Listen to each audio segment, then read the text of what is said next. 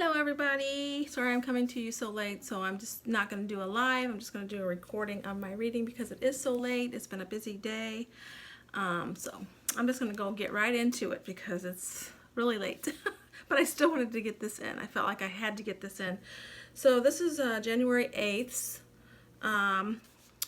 devotional reading, and it's called Exceedingly Abundantly. Exceedingly Abundantly. The scripture with that is, "Now to him who is able to do above and beyond all that we ask or think, accordingly to the power that works in us." And that's Ephesians 3:20. Now to him who is able to do above and beyond all that we ask or think, according to the power that works in us. Okay. Let's see here. This is the devotion. At times we feel as if we could impress God with all we are trying to do for him and his church.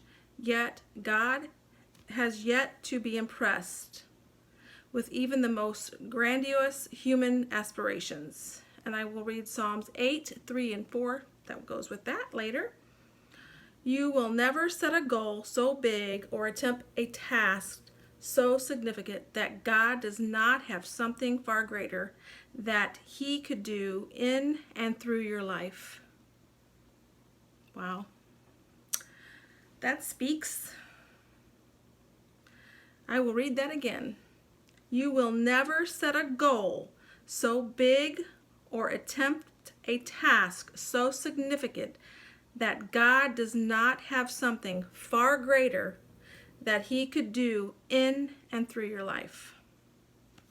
Saul of Tarsus worked harder than anyone else to impress God with his efforts, only to discover that his highest achievements were but rubbish compared to God's will for his life. God's will. And I will read Philippians 3:7-8. Our problem is that we become too easily enamored with our own plans.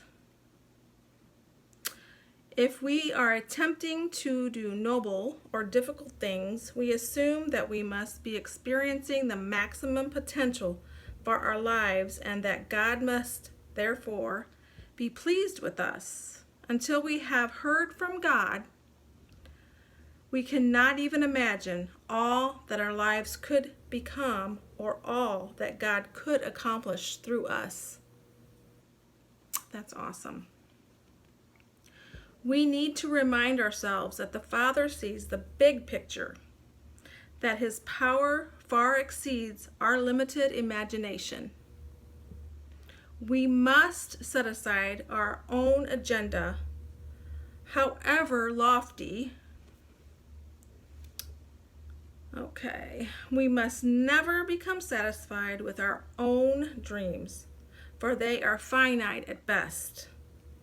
When we follow God's direction, we will witness things happening in our lives that can only be explained by his powerful presence. How could we be satisfied with anything less? Wow. That is awesome. That is an awesome word that God kind of gives me goosebumps because it's so powerful.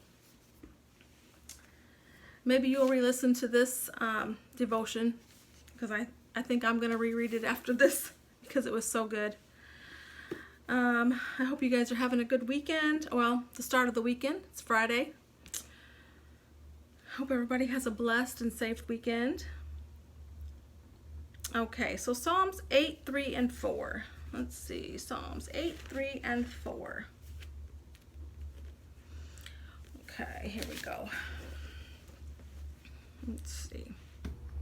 When I observe your heavens, the work of your fingers, the moon and the stars, which you set in place, what is a human being that you remember him? Let me check and make sure I'm on the right thing. 8:3-4. What am I thinking? Okay, I'm going to start that over. Psalms 8, 3 through 4. Okay, Psalms 8, 3 through 4. Okay. When I observe your heavens, the work of your fingers, the moon and the stars, which you set in place. What is a human being that you remember him? A son of man that you look after him. Okay, I was on the right one. Alrighty, and then Philippians 3, 7, and 8. Let's see. Philippians 3, 7, and 8. 3.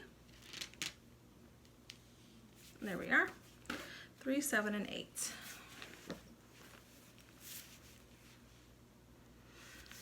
All right. 7 and 8. But everything that was a gain to me, I have considered to be a loss because of Christ. More than that, I also consider everything to be a loss in the view of the surpassing value of knowing Christ my Lord.